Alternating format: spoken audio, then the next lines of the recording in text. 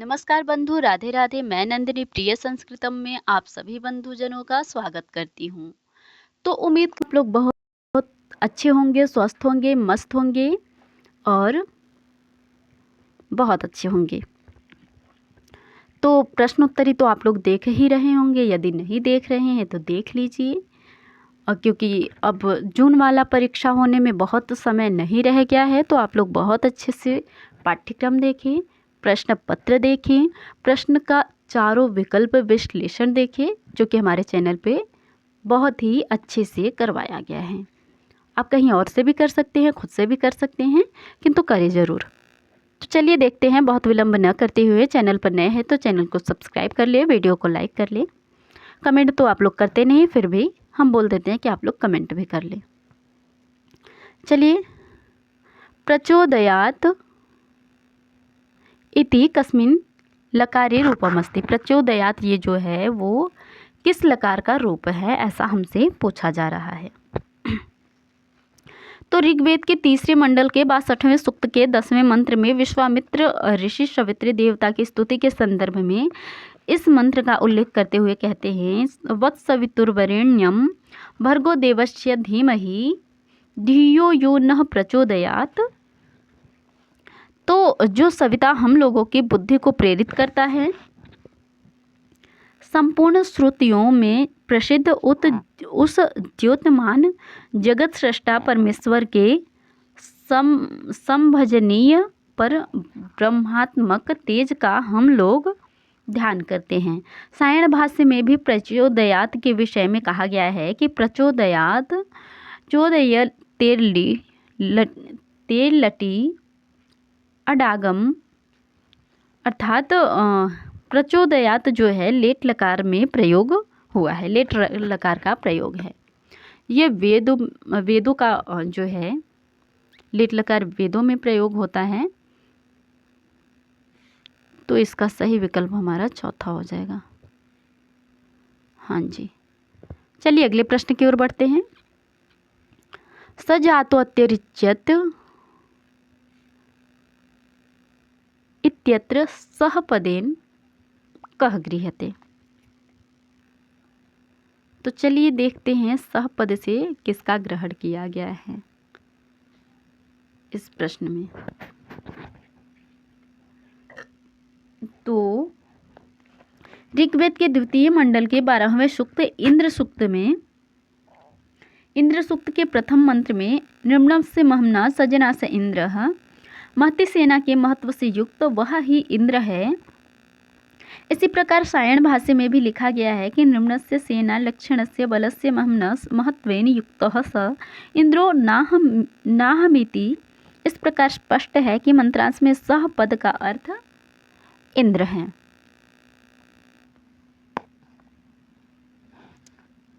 सजातो अत्यरिच्यत पश्चात भूमि मथो पुरः, ये कुछ इस तरीके से मंत्र है पुरुष सूक्त में, तो वहाँ का यह मंत्र है। देखते हैं, इंद्र के विषय में हमने देखा, किंतु इस मंत्र में सहपद का अर्थ इंद्र नहीं है, पुरुष है। तो पुरुष सूक्त जो है ऋग्वेद के 10वें मंडल का 90 नंबर का सूक्त है। इसमें कुल 16 मंत्र हैं। ऋषि नारायण है, देवता पुरुष है, छंद अनुष्टुप है, अंतिम छंद में त्रिष्टुप है। तो ये जो मंत्र है ये हमारा पुरुष सूक्त का 5वां मंत्र है। तस्माद् विराट जायत विराजो अधिपुरुषः सजातो अत्यरिच्यत पश्चात भूमि मथो पुरः। इस तरीके से यह मंत्र है। उसमें कहा गया है कि उस आदि पुरुष से विराट उत्पन्न हुआ। विराट उस जो है व्यक्त जगत से अधिष्ठाता के रूप में पुरुष उत्पन्न होकर जगत के पीछे तथा आगे के भूमि में अतिक्रमण कर गया। तो यहाँ पर सहपदेन जो है पुरुष के लिए है, न कि प्रजापति और विष्णु के लिए। तो हमारा इस प्रश्न का दूसरा विकल्प सही उत्तर है। अगले प्रश्न की ओर बढ़ते हैं। वैदिक ग्रामर इति आख्यस्य ग्रंथस्य प्रणेता वैदेशिको विद्वान कहाँ। वैदिक ग्रामर जो है इसका जो है विदेशी विद्वान कौन जो है रचनाकार है, ऐसा पूछा गया है हमसे मुख्य रूप से। तो चलिए देखते हैं।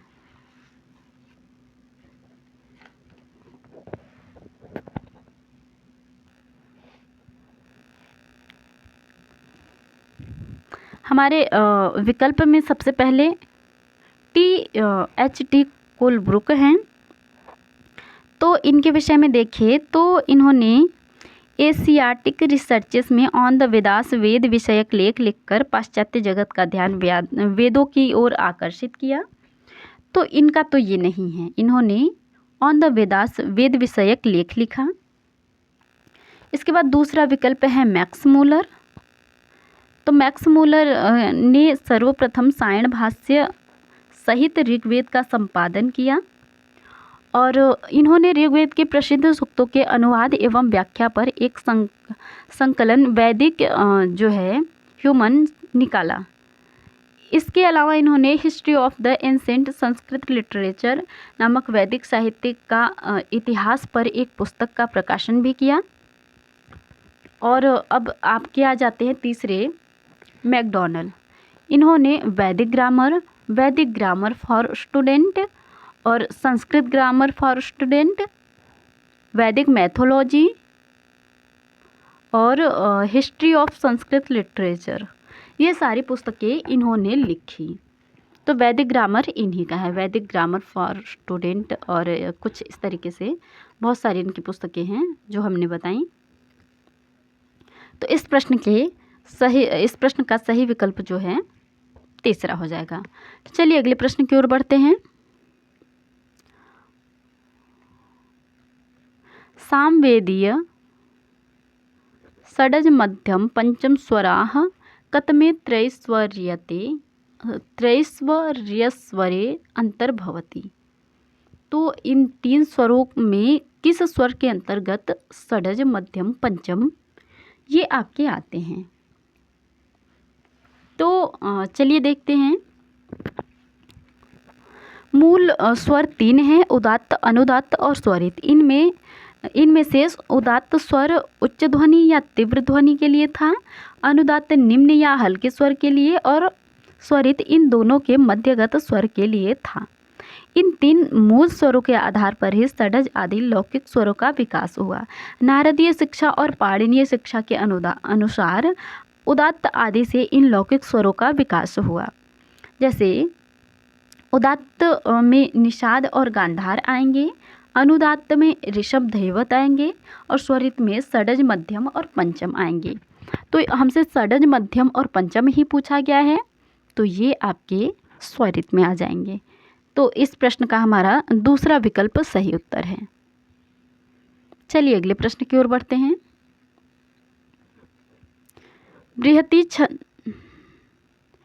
बृहति छंदसी अक्षराणाम संख्या विद्यते।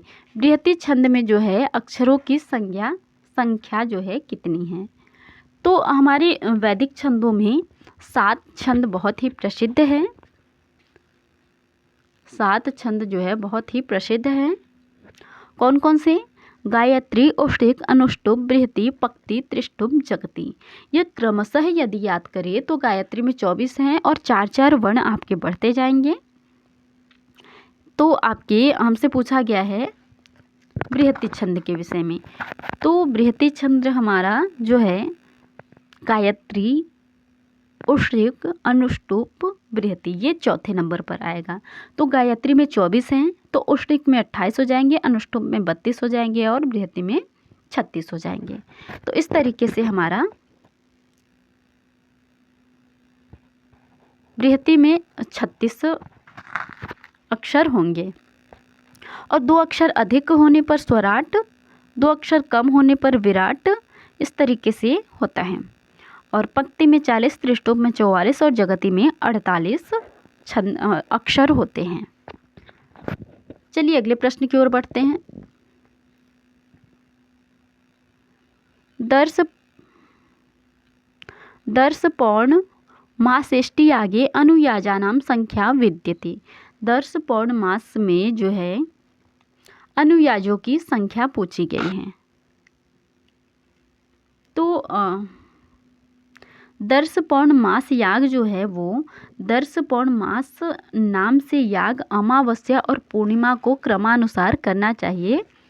अमावस्या और पूर्णिमा में अनुष्ठान होने से ही इन कर्मों का दर्श पौर्णमास यह नाम पड़ा है। यद्यपि दर्श पौर्णमासौ यहाँ पर द्विवचन ही सर्वत्र पाया जाता है। पूर्णमासी के दिन अग्नि के लिए 8 कपालों में संस्कृत पुरोडास का याग, अग्नि सोम के लिए घृत का उपांशु याग और अग्नि सोम के लिए एकादश कपाल पुरोडास याग, ये 3 याग होते हैं। और 5 प्रयाज होते हैं, 2 आज्य भाग होते हैं और 3 अनुयाज होते हैं। प्रयाज जिनमें देवताओं का प्रकृष्ट रूप से यजन होता है वो प्रयाज कहलाते हैं। तो मुख्य रूप से यहाँ पर आपके 3 अनुयाज कहे जाते हैं, 3। तो इसलिए हमारा इस प्रश्न का दूसरा विकल्प सही उत्तर है। चलिए अगले प्रश्न की ओर बढ़ते हैं। हाँ जी,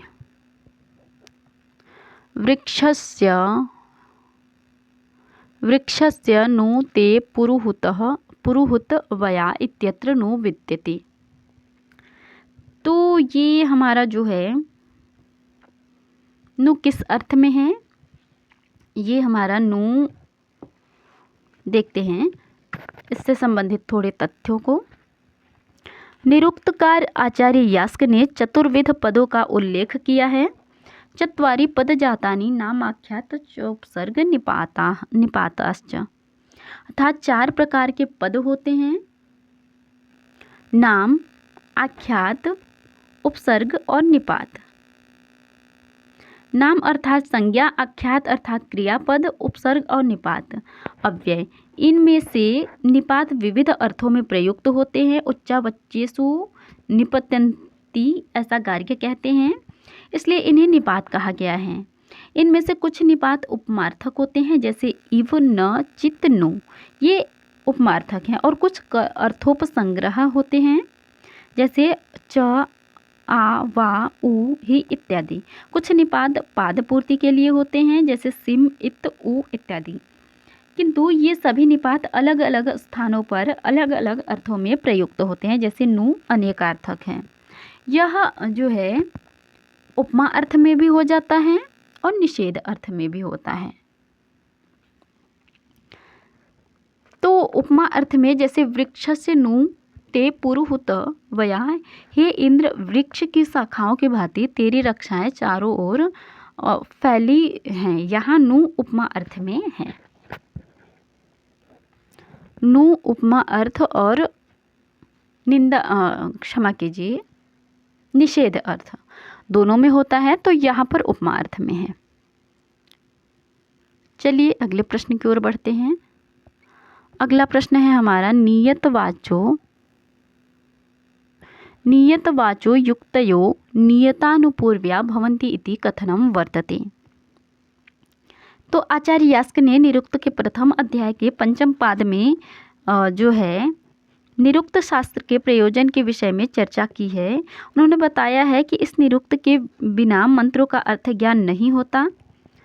अर्थ को जो है जाने बिना मनुष्य को स्वर और व्याकरण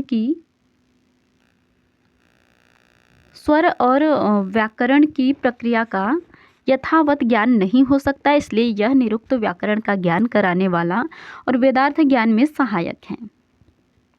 अथ पीदमंतरेण मंत्रेषु अर्थ प्रत्ययो न विद्यते, अर्थम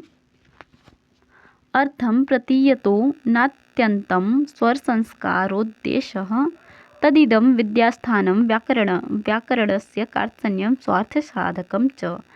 इस पर प्रतिपक्षी आचार्य कौत्स ने कहा कि यदि यह निरुक्त मंत्रों के अर्थ ज्ञान के लिए है तो यह व्यर्थ ही है, क्योंकि मंत्र तो निरर्थक हैं,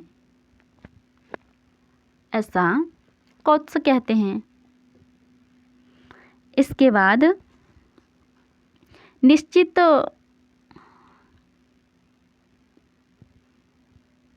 निरर्थक होते हैं। ठीक है, विविध तर्क दिए, जिसमें से पहला तर्क है, उन्होंने निरर्थक बताते हुए बहुत सारे तर्क दिए।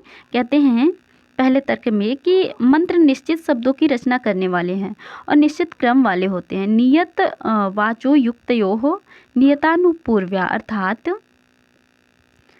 अर्थात लौकिक भाषा की तरह इन मंत्रों में हम जरा भी उलटफेर नहीं कर सकते और न इनके शब्दों की जगह इनके पर्याय रख सकते हैं। अग्न आया ही वितये में आगच्छ विभावशो पर्याय और क्रम नहीं बदल सकते। तो यह हमारा कौत्स का कथन है। इस प्रश्न का चौथा विकल्प सही उत्तर है। बाकी देख लेते हैं कि औदुंबरायण जो है वो क्या कहते हैं। ये कहते हैं न निर्बद्धा उपसर्गा अर्थान निराहुरीति साकटायन। इसके बाद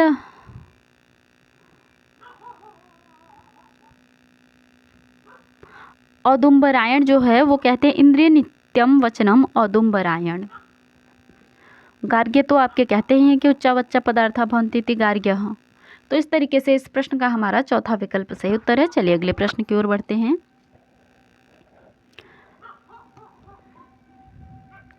ऋक् संहितायाः समुपलब्ध भाष्येषु प्रथमो भाष्यकारः विद्यते। ऋक् संहिता में उपलब्ध भाष्यकारों में प्रथम भाष्यकार कौन है? सायण है, आनंद तीर्थ है, स्कंद स्वामी है या वेंकट माधव है? तो सबसे प्रसिद्ध प्रथम भाष्यकार की बात करें तो स्कंद स्वामी आपके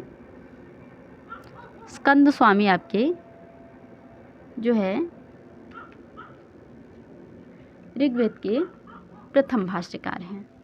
इन्होंने 600 से 625 ईस्वी के मध्य में भाष्य लिखा है।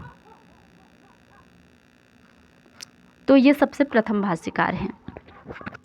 अब इस कक्षा का जो है अंतिम प्रश्न हम देखें तो ऋक् प्रातिशाख्यस्य पटल संख्या कियती। ऋक् प्रातिशाख्य में कितने पटलों की संख्या कितनी है, ऐसा पूछा गया है। तो वर्तमान में जो है हमारा ऋक् प्रातिशाख्य की बात करी जा रही है ना। तो ऋक् प्रातिशाख्य के रचयिता शौनक हैं जो है। इसमें कुल 3 अध्याय हैं, प्रत्येक अध्याय में 6 पटल हैं। तो इस प्रकार कुल 18 पटल है। प्रत्येक पटल वर्गों में विभाजित है और प्रत्येक वर्ग में सामान्यतः 5 श्लोक हैं। तो यदि 3 अध्याय हैं और प्रत्येक अध्याय में 6 पटल है तो 6 18 हैं। 18 पटल होंगे आपके ऋग्वेद प्रातिशाख्य में।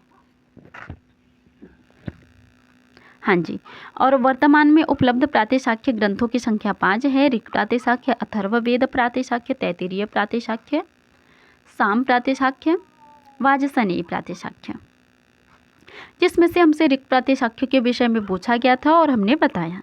अब तैत्तिरीय प्रातिशाख्य के विषय में देख लें तो कृष्ण यजुर्वेद की तैत्तिरीय शाखा से संबद्ध है। यह प्रातिशाख्य 2 खंडों में विभक्त हैं। प्रत्येक खंड में 12 अध्याय और कुल 24 अध्याय हैं। वाजसनेयी प्रातिशाख्य की बात करें तो शुक्ल यजुर्वेद की वाजसनेयी संहिता से संबद्ध है और वाजसनेयी प्रातिशाख्य, इस प्रातिशाख्य की रचना महर्षि शौनक के शिष्य कात्यायन ने की है। वाजसनेयी प्रातिशाख्य में कुल 18 अध्याय तथा प्रत्येक अध्याय में 169 सूत्र हैं। अथर्ववेद प्रातिशाख्य की बात करें तो अथर्ववेद से संबद्ध 2 प्रातिशाख्य ग्रंथ प्रकाशित हैं। विश्वबंधु शास्त्री द्वारा पंजाब विश्वविद्यालय ग्रंथमाला से 1923 ईस्वी में प्रकाशित हुआ और दूसरा डॉक्टर हिटनी द्वारा 1862 ईस्वी में शौनकीय चतुराध्यायिका के नाम से प्रकाशित हैं। इसमें कुल 4 अध्याय हैं। और साम प्रातिशाख्य जो है सामवेद से संबद्ध 3 प्रातिशाख्य हैं, सामतंत्र, पुष्पसूत्र और सर्वानुक्रमणी। क्षमा कीजिए, सामतंत्र, पुष्पसूत्र और ऋक्तंत्र। अच्छा, ऋक्तंत्र है तो आप ऐसा न समझे कि यह ऋग्वेद का प्रातिशाख्य ग्रंथ है, बल्कि यह सामवेद का प्रातिशाख्य ग्रंथ है।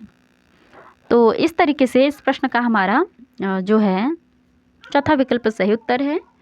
तो उम्मीद करती हूँ प्रश्नोत्तरी तो बहुत पसंद आ ही रही होगी, तो मित्रों को भी शेयर करें ताकि ज़्यादा से ज़्यादा लोगों को लाभ हो। और चैनल को सब्सक्राइब कर ही लिया होगा, उम्मीद करती हूँ। नहीं किया होगा तो कर लीजिए, क्योंकि लगातार हम ऐसे ही प्रश्नोत्तरी आपको लेके आते रहेंगे।